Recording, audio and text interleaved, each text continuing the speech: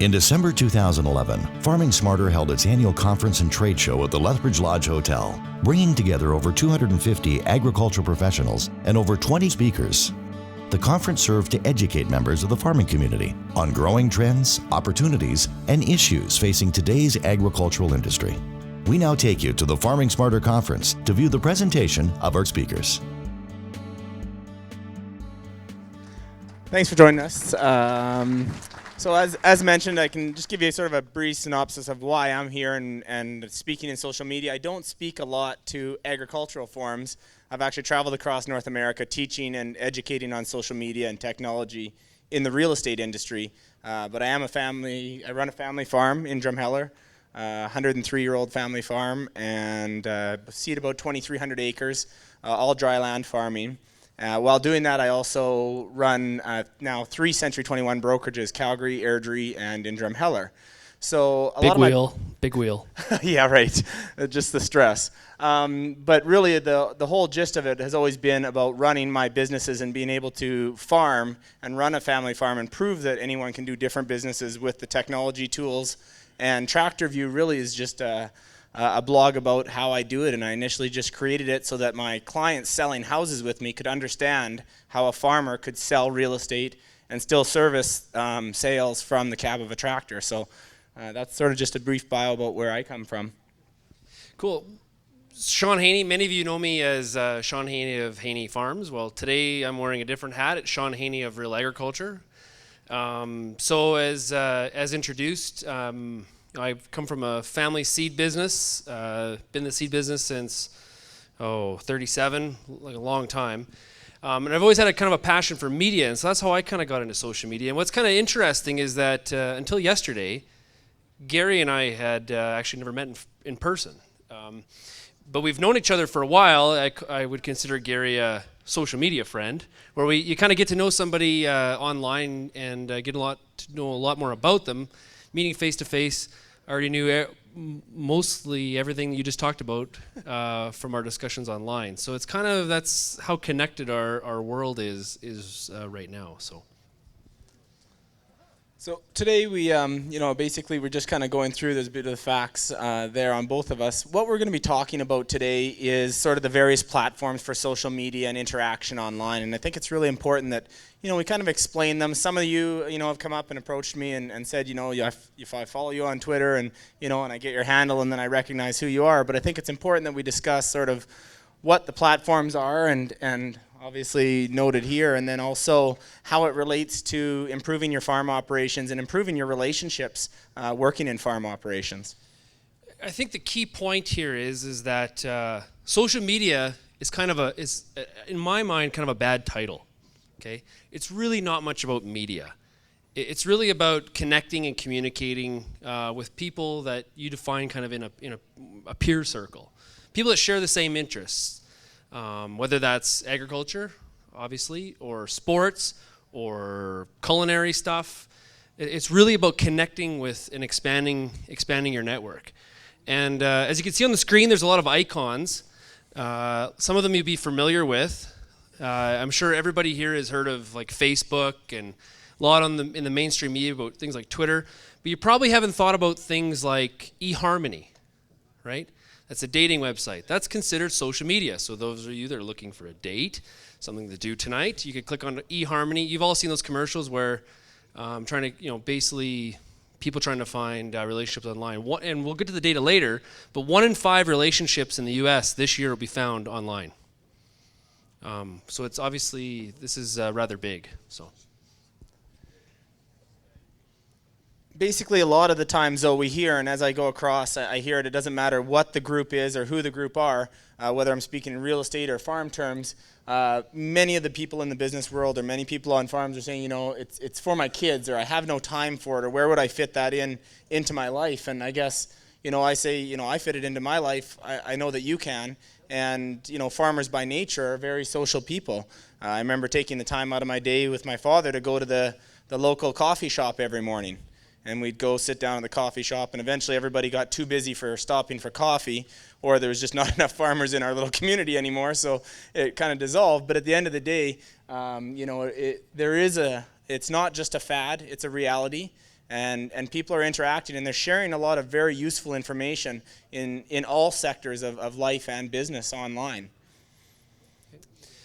So many of you have looked up on, you read these points on the screen, how many of you have said some of these things? You've seen your kids kind of, what's this Facebook thing, or what's this Twitter thing? Oh, there's the kids again on YouTube doing nothing. In my day, we worked, right? You guys are all, probably a lot of you have said those things. So the reality is, though, is that the way we communicate has very, very, very much changed. So in terms of being a believer, okay, let's talk about let's put some context and some scale to this. Think of the 90s, okay? What built the internet? Porn, right? When we first got email addresses, how many people, they were totally, completely spammed by stuff that you didn't want to receive, right? Don't put your hand up if you wanted to receive it. It's okay. You don't need to share. But the reality is yes, that it has now surpassed the porn industry as the #1 online item. As I mentioned, 1 in 5 couples met online, and interestingly enough, 3 in 5 gay couples meet online, right? That's a huge number. Think about that. 3 in 5. It's amazing. I think even 1 in 5 is amazing. But, And of course, if Facebook were a country, it'd be the world's 3rd largest, which is even more hard to fathom. I think if you still don't kind of believe these stats, there's a dark side to it. 1 in 5 divorces are blamed on Facebook. 2009, the U.S. Department of Education study showed that online students outperformed those who received face-to-face instruction. And I think that's hugely important. A lot of people feel that they don't trust the sources online. They don't think they're getting content online that's valuable. Most of the sources that are online are very credible, and learning is going on online. It's not just social completely. 80% of companies are using social media for recruitment, and 95% of those are using LinkedIn, which is sort of a professional network online that's got a reputation for its professional ability to relate bosses and clients and shop for employees. Facebook for professionals. Okay, so are you still skeptical? Some of you probably are. I know Gary has as well. I've given social media presentations to a number of farmers over the past 2 years, and there's a lot of non-believers, but that's okay. In terms of from a corporate perspective, total advertising spend $6 billion in the advertising space on social media. So just provide a real context of how bloody big this industry is, and how it's really being paid to the attention is really being paid to it by marketers.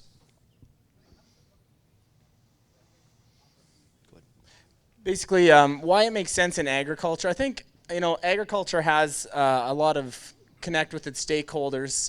Everybody has a platform to tell. An example that I use myself personally is in a lot of cases when I am out on the farm, I'm farming alone most of the time, and there's a lot of times where the interaction and the live feed is really what I want. Out harvesting past year, got a new combine, could not get the white caps out of it, so I'm out there tweeting what my settings are. And I tweeted my settings out, and bang, instantly I had 5 or 6 responses back saying, well, did you try this? Did you try this? Bring your fan speed up. Where are you? There's some interaction there. That, snapping a picture of a weed in the field, it has a lot of sense in agriculture to be able to tweet that and send it out to an agronomist and get a response instantly on how to control it.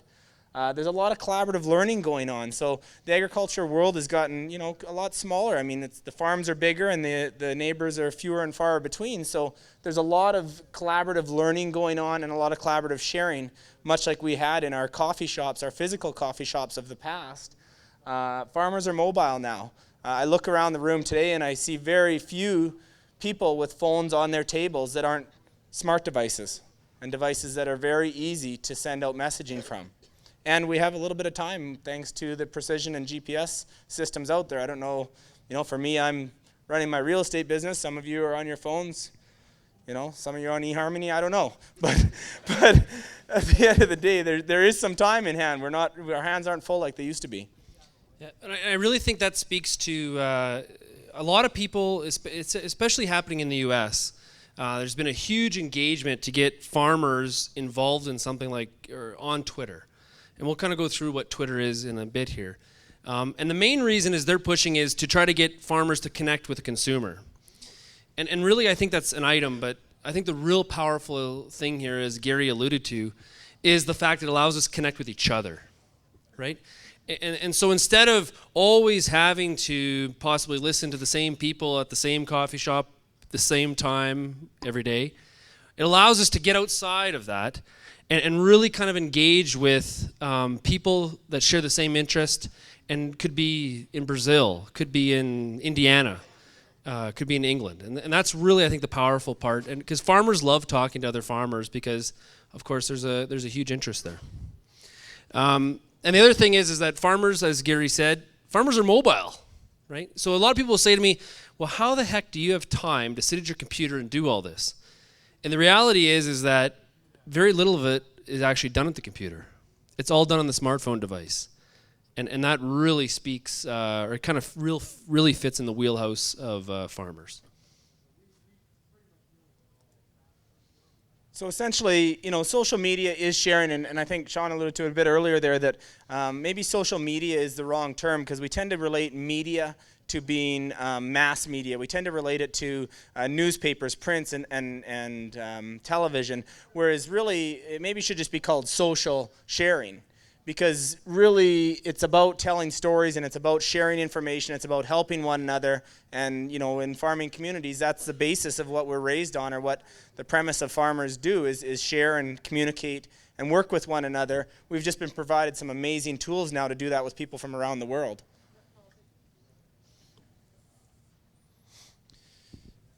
Okay, so where do you participate? Okay, so on the screen here we got the three kind of main ones that a lot of people have probably heard, have probably been on the sites. Probably a lot of you are participating and not even thinking, I'm social mediating today, right?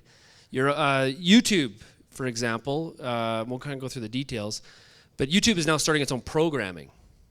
We're going to be able to get your own TV shows on YouTube. So it's kind of social media, fringe play, going kind of mainstream.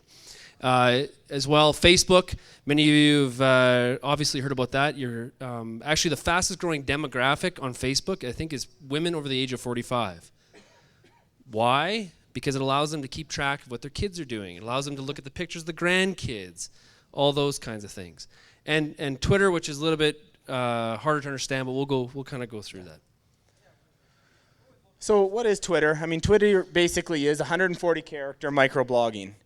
Doesn't mean that the whole story has to be told in those 140 characters. There's a lot of ways to share articles and share larger content information, but essentially it is sending out microblogs in 140 characters or less.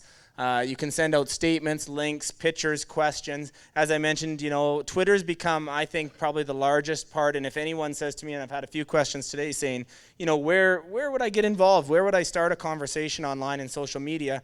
Without a doubt, in agriculture, I would say Twitter. I think Shaun would agree with Easily. that. There's a lot of conversations. There's ag chats going on. There's structured sessions that are going on online, and conversations where farmers can join in, or they can just post their questions openly. And so it does have its own little language to it.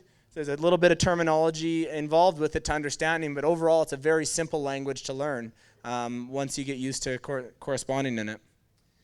Yeah, Gary gave a good example as far as him getting help setting his combine. A couple of years ago I went through another one that was kind of a key for me where it really hit home.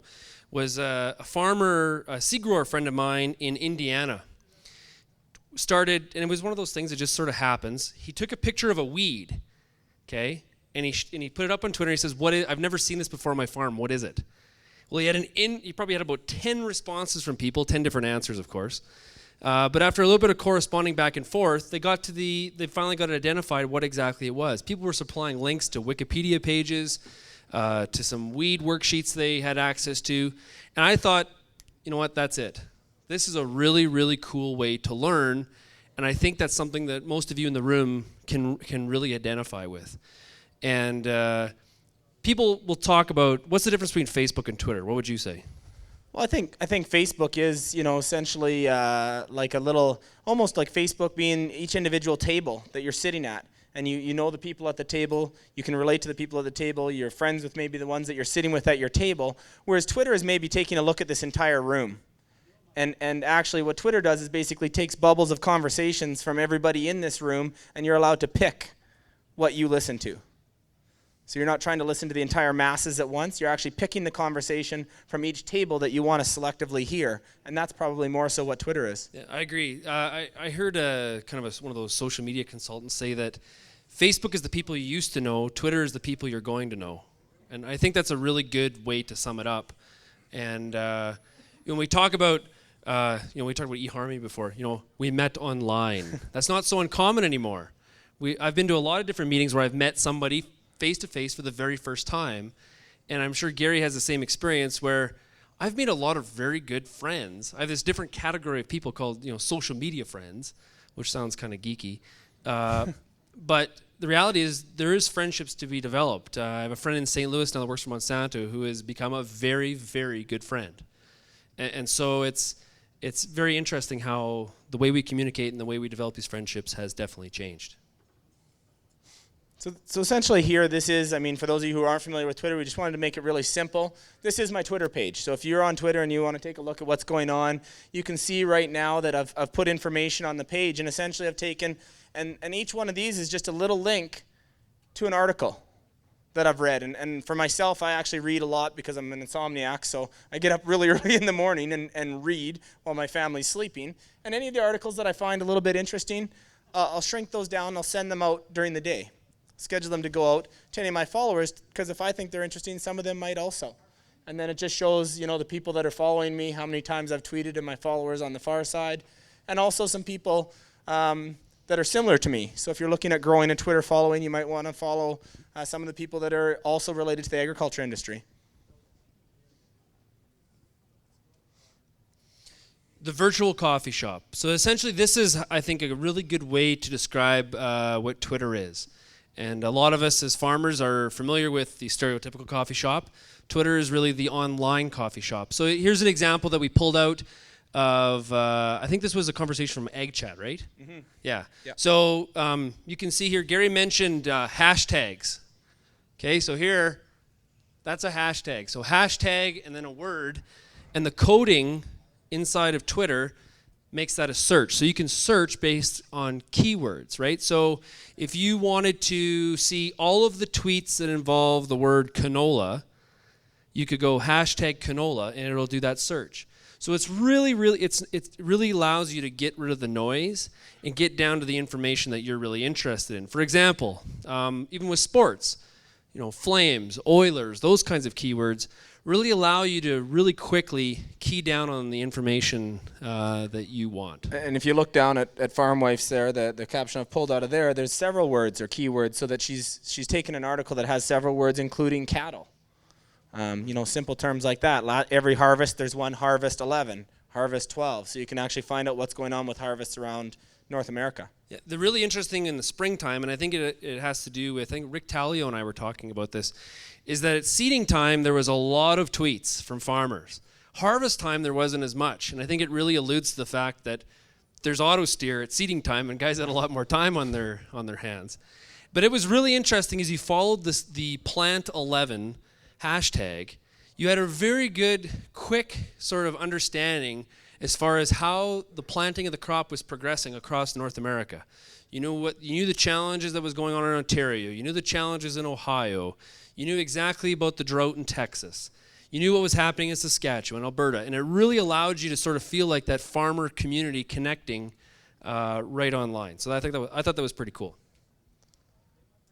So basically, we've already kind of discussed this. On the far side here, I've shown there's actually tools that you can use, and we're not going to go into those type of tools, but there's tools you can use to isolate words, and there's software that you can use on your smart devices or on your computer, TweetDeck, Hootsuite. That's what a column would look like. So this is actually right off of my Hootlet, that essentially this would be, I think, an Ag Chat column. Or no, this one actually was for an event going on where they actually had that column. So I've isolated that word for the time during the event, and I'm reading what's going on at the event so that I can kind of get insight as to what's happening at some of these events, like a meeting like this. So shameless plug for Farming Smarter. So if you wanted to search about what the tweets that people were putting out that had to do with the Farming Smarter conference, it was hashtag FS11.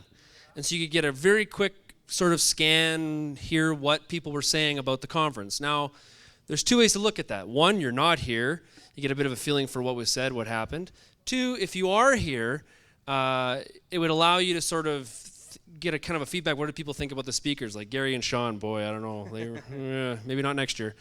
But when you're in an event like Gary has on here, NCBA 12, okay? So that's the National Cattlemen's Beef Association meeting that's happening in Nashville in February. There's over 5,000 delegates at that conference. So when you go to that conference and you start to search that hashtag, that feed is just full of what is happening. Everything from what booth participants are doing. Is that my phone? No. Everything from booth participants to promos to where people are meeting up and all those kinds of things. And so you get a really, really good grab on what is being said about the conference and the speakers. And that's a really good point there. Again, that's when we go into Tweet Up. Essentially, that's all it is it's a in real life meeting of people on Twitter when you go to an event or you go to a session.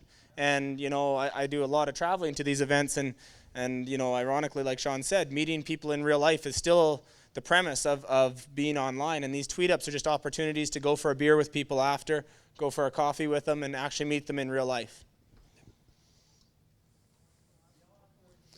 Blogging. Okay, so here's where we get a little bit less. So blogging, everyone's heard of blogs. Blogs have been actually one of the social media parts that's been around the longest. Basically what essentially it is you're an online diary, online thoughts. And to be honest with you, we were talking last night over a beer, that very, very few Canadian farmer blogs. And when we look even in the US, there is quite a few farmer blogs. But let's be honest, based on the number of farmers, it's still very, very low. And so I think it's one of those things where farmers are a kind of a conservative bunch. And it's that common sort of thought or insecurity that no one will be interested in what I have to say, right? And I think that's sort of the barrier for people to sort of get away, hard to get away from. And I think, yeah, go ahead. No, it's okay. So, you know, essentially, and the blogs really are, but even more so if you choose not to go into the blogging space, I think it's important that you actually start to look out for the resources of it, because there's a lot of different blogs, and some blogs are random. Some of them are just non-topical about anything, and you might sort through those and go, I don't like that. You might enjoy, and it's like a magazine or a newspaper that you enjoy reading because you enjoy the style of writing that they use. You enjoy the information and the way they lay it out. That's essentially what blogs are, and there's so many of them online. Even, you know, in relative terms, there's so many to kind of look at and tweak what you like about them. You know, Shaun's page is very specific, you know, goes in and does have some personality pieces, has the ag nerds, it has some really cool stuff that's fun to follow, along with some really valuable content. Mine's completely random. Mine's all over the map because I wear so many different hats. Mine's on real estate or farming or endurance mountain biking or, you know, data distribution because I'm a technology counsel, but it's all over, and some people like that randomness. They like that occasionally I just write an article about being passionate in your life, and I mix it in with a farm article. So you don't have to follow any of them, but there's so many out there to look at. You might just like the way that they read. Some good examples that are out there is a lot of times, you know, we think of blogs as these defined sort of personal diaries or personal journals. The reality is that there's a lot of websites out there that are actually blogs that you actually think of as websites. For example, Huffington Post, right? Which Arianna Huffington just sold for over $300 million to AOL, is actually a blog that she started. Boy, I hope I can sell Real Agriculture for $300 million. Anybody wants to write me a check, I'm very, very open. But essentially, I started my blog because I was interested in writing. I was writing for Grain News, and I thought I'd start my own site, and it was really tailored towards our seed customers. And then I quickly realized the audience was bigger than just our seed customers. It was really people in Western Canada. And then I got this idea that, oh man, maybe people in Ontario would like some of the things we have to say. And all of a sudden, we got this media website that covers ag issues across the prairies in Ontario. So it's just one of those, you know, for me, it's a hobby that's actually turned into a business. because we sell advertising and things like that. But that's sort of how it happens. YouTube, I guess, again, I mean, there's a lot of power to pictures. There's a lot of power to video. A lot of people like to watch videos, and probably the biggest part of, the catch that I had when I got into blogging was making videos. And I video blog from the cab of my tractor while it's being GPS steered. And I might be talking about real estate. I might be doing a random rant on something I dislike. And, randomly, people they love watching video. And I think YouTube is hugely powerful that way as a resource. But now I find that often I go to it when I need help working on something. If I've got a slip clutch that I'm putting together, I'll randomly, post it there because I think someone else might have put a video up on doing that repair or doing that fix to it. And quite often you do get the results you're looking for on YouTube. And not only that, but you've got a video tutorial of it. And it's a lot cheaper than, my implement dealer charges me to do it. So, yeah. Well, and I think if you look at how you gather information, right? At least for me now, what I do is that we think on demand, right? We hear a lot about on-demand TV. Really, YouTube provides that in many cases. You'll see, CBC or Sun TV. They will put most of their segments on YouTube because that's where the people are, and people want to search by keyword and by topic. And for me, I've posted I think something like 650 videos on YouTube. It's very, very easy, and it really allows you to connect with a completely, bigger network and bigger universe. And like Gary said, search on how to change the oil in some old tractor you have, or looking for a specific part or anything like that. The chances are, to be honest with you, there is probably somebody that has made a video on it. And when you're buying new things now, what the trend is that our tech manual is actually on YouTube, right? You can basically look how to service our product or what you've bought, and all the videos are on YouTube, right? So it is the second largest search engine now globally. How many of you have been to YouTube? Yeah. So essentially, here's our Gary's YouTube page on the left, or what they call a channel, Gary Tractor View YouTube channel, and that video is, I think that's of you in the tractor talking, right? Yeah, that was a rough field. That was in the spray coop. It's a very jittery Blair Witch video. Okay, and mine's on the right there, the Real Agriculture channel page. I'll provide some advice right now. If you do create a YouTube channel, or you want to post some videos, maybe of your, even of personal stuff, of the kids and stuff like that, make sure you get your channel name right. Okay, you cannot change your channel name. So, I have a commercial account where I do have ads on our YouTube channel. We monetize it, and the YouTube channel is still called S Haney 20, and I can't change it to Real Agriculture, and I've tried, and they won't let me. So that's that. Facebook, I think we've already talked a little bit about this. I don't think we'll dwell on it very much. Again, it's more the local community. It's more your friends, family, those that you know, like, and trust. And again, it's just another sharing tool online through social media. You don't see it have the wide breadth that you'd see on a Twitter or YouTube as far as being open to general public as much. I think Shaun would probably agree with that. Yeah. How many of you have a Facebook account? Yeah. How many of you use it less now than you did, say, 6 months ago? Yeah, I gave a presentation last week in Saskatoon. It was sort of the similar thought. I think usage kind of ebbs and flows. In terms of Twitter, there's like some crazy stat where people sign up, check it out, go away, and then come back again, and then the usage goes up. Whereas Facebook is the opposite. People sign up, use it like crazy, and then usage starts to dwindle. So it's kind of interesting how those are different.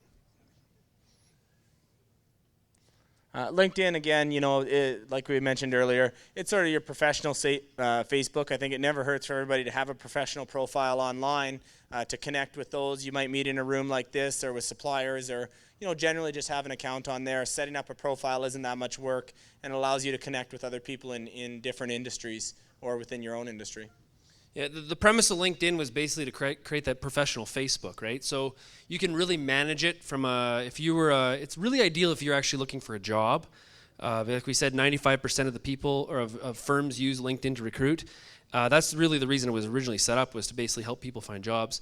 And the other side of it, though, too, is there is groups of people within your industry that you can search out and kind of connect with in a more of a forum environment. So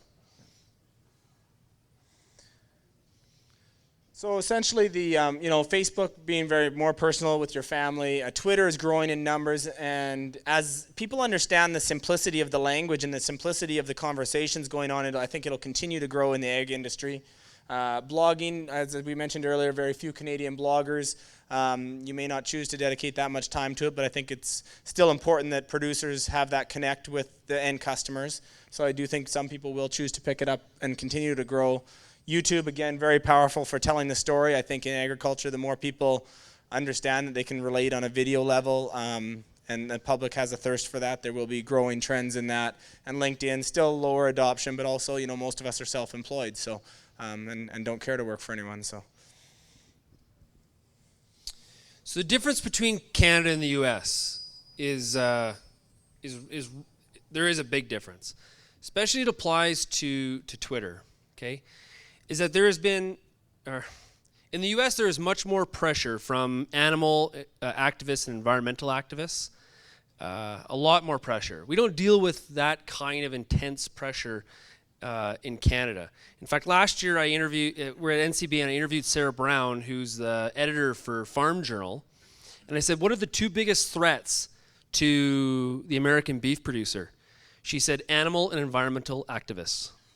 It wasn't like export markets. It wasn't any of that stuff that we would usually say here. It was activists. So what has happened is the people like groups like the American Farm Bureau and the Dairymen of America, not familiar totally with the right acronym, have really, really pushed their membership to get online and to sort of fight the good fight, okay, to inform the consumer about what's happening on the farm. In Canada, not as big of an issue, okay? One, our cities aren't as large outside of a couple, and we don't feel that pressure. And so what is happening in Canada, I find, which I actually really, really like, is a much more larger focus on what is happening on the farm and trying to connect with other farmers. And that's really the powerful part. I'm involved with the Ag Chat organization in the U.S., where we have a weekly chat every Tuesday night from 8 to 10 Eastern. Every week it's a different topic. People use that hashtag AgChat. And what I've found from a lot of Canadian farmers is that they get a little bit turned off by it because it is so 30,000, 50,000 foot level stuff and not enough dirt and grease. Because I really find that's what a lot of Canadian farmers actually want to talk about, is marketing your crop, growing your crop, being more profitable, and dealing with issues that are actually happening on the farm. Essentially, as we've already gone through a lot of this now, the virtual coffee shops, asking questions and sharing, I think that's a really important part of how we're using social media. The growing trend on mobile devices will support the adoption of it even further. I've had a lot of people come up to me today and already say, I'm thinking of setting up a Twitter account. Can I learn from it? Can I share on it? Absolutely. And understanding social media is more than just social interaction. It's conversations about agriculture. So it's not me just sending out a random picture of what I just ate for lunch. It's really about what's going on in the agricultural industry and sharing that message with others and having a conversation about it. I think one of the key examples of how social media kind of provides a powerful message is a U.S. example that at some presentations I show, but I won't today. Is if you remember about 2 years ago, Yellowtail Wines donated like over $100,000 to the Humane Society of the United States, which is a very, very strong, threatening animal activist group. Okay, so Yellowtail Wines gave $100,000. Well, a rancher friend of mine, Troy Hadrick, went out to his cattle, and he set up a video camera. This is just random on his farm. And he had a bottle of Yellowtail wine, and what he did was, and maybe, how many of you have seen this video? Yeah, it's really good. And he basically said, this is what basically went through the story about how Yellowtail was given this wine, and he wanted to call it Yellow Fail. And he basically, here's what I think of Yellowtail wine. And he started to dump it on the ground, right? It's kind of a strong message from a rancher in South Dakota. And basically, I think that video is like over 100,000 views. Mind you, I don't know how many times Troy has watched it himself, but it's very, very popular, right? And so all of a sudden, Yellowfail just kind of took off, right? It was all over the place in terms of here's what a rancher thinks about yellowtail wines. And I think it was like a very good example of an individual farmer or rancher trying to make a difference in terms of what message was being talked about in terms of agriculture. So I think a key message here is it's a lot of times you'll hear people come up here and talk about social media, and they will say, I have a good friend that does this, you have to do this, right? You have to. There's no question. We have to fight the fight. The reality is it's really a tool, okay? And I want you to think of tools like, especially Twitter, which I encourage the most. It's a tool, okay? It's a great way to get information. The way here, I will self-admit it, I was driving and tweeting, or reading, as I pulled over in Shaughnessy, because I got a phone call the wheat board had been ruled against in the court case. Pulled over, I'm on Twitter, I'm looking, what is everybody saying about Minister Ritz being ruled against by the judge, right? Live, right there, it's happening. Somebody in the courtroom is tweeting out what was happening, and I'm getting that information. That's how real time the world is. My mom has a Twitter account, right? She never tweets, which we always bug her about. We call her a lurker. But she's on Twitter, and you know what? It's funny because now she's always on it. She follows the Calgary Herald. She follows her kids to see what we're doing, then sends us emails and says, why did you post that? You shouldn't be posting that, all that kind of stuff. But it can be a lot of fun, too. It's just not work. So. And I think that, again, do what's comfortable. Do it, choose your interaction style, and, just be yourself. Be genuine online. And that's really what the interaction is. It's no different than your own coffee shop or a room like this where you're genuinely sharing with others. I think that's it. Okay, so is there, we have a little bit of time, don't we, Ken? Questions? The best phone. Well, that's a common one. That's another presentation. Best phone. So Gary has two. Gary has the iPhone and the Android. Okay, Android's a phone we don't really see a lot of in Canada. It has the largest market share in the US. It's based on the Google platform, which most interestingly enough, so Google now owns Motorola, right?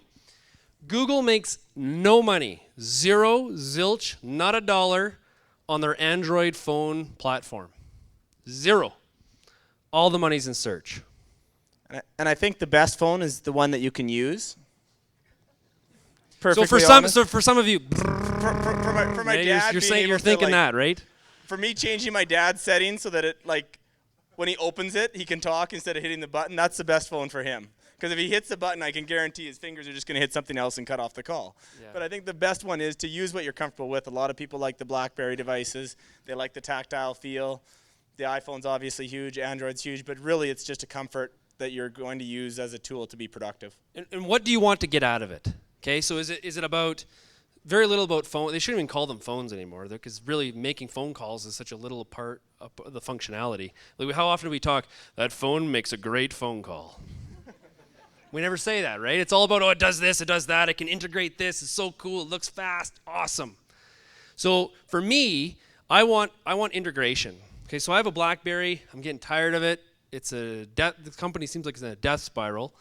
With the equity that's in this room, pretty soon this room will be able to buy RIM the way it's going. I really think, for me, the iPhone's appealing, right? Because I want integration of all the podcasts, the media, the songs. It's really bloody simple. Apple taught us that tech can be so simple and cool. If my mom can use an iPhone, this room can use an iPhone, believe me. Anything else? Well, thank you. Okay. Thanks, guys.